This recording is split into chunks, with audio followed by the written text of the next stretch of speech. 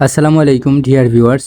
আমরা আজকে দেখব কিভাবে স্যামসাং ফোনে অ্যাসিস্ট্যান্ট মেনু যোগ করা যায় বা অ্যাসিস্ট্যান্ট মেনু সেট করা যায়।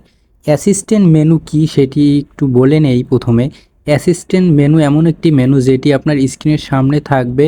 আপনি জাস্ট সেখানে ক্লিক করে স্ক্রিন অফ করা, ব্যাক বাটন, হোম বাটন সব কিছু, এরপরে স্ক্রিনশট, ওইখানে অনেক কিছু ফিচার্স পেয়ে যাবেন। তো ডিয়ার ভিউয়ার্স, যারা এটি করতে চান আজকে ভিডিও তাদের জন্য। তো ডিয়ার ভিউয়ার্স, আমরা এজন্য যেটি করব, সেটিংস নামের যে অ্যাপ্লিকেশন রয়েছে আমাদের সবার ফোনেই কিন্তু সেটিংস অ্যাপ্লিকেশন রয়েছে। জাস্ট আমরা সেটিংসে ক্লিক করব। সেটিংসে আসার পর কিন্তু এখানে এমন একটি ইন্টারফেস শো হবে।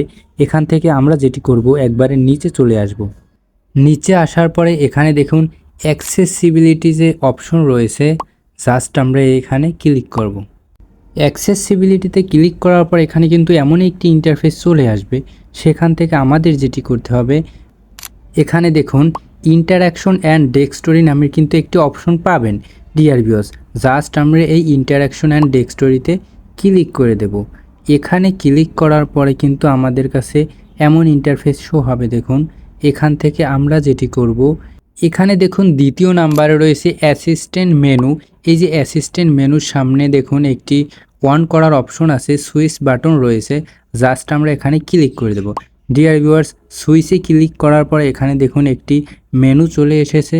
জাস্ট এই মেনুর উপর যদি আমরা ক্লিক করি, এখানে দেখুন এখানে কিন্তু আমি সাইড বাটন, হোম বাটন এবং রিসেন্ট বাটন কিন্তু পেয়ে যাচ্ছি। নিচের লাইনে রয়েছে স্ক্রিন অফ, ভলিউম, এরপরে স্ক্রিনশট।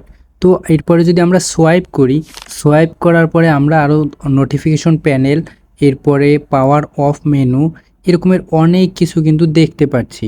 তো ডিয়ার ভিউয়ার্স, এই হলো অ্যাসিস্ট্যান্ট প্যানেলের মূল কার্যকারিতা। তো এভাবে আপনারা অ্যাসিস্ট্যান্ট প্যানেল ব্যবহার করে সহজ করে তুলতে পারেন। তো আজকের ভিডিও এ পর্যন্তই, দেখা হবে পরবর্তী কোনো ভিডিওতে। আসসালামু আলাইকুম।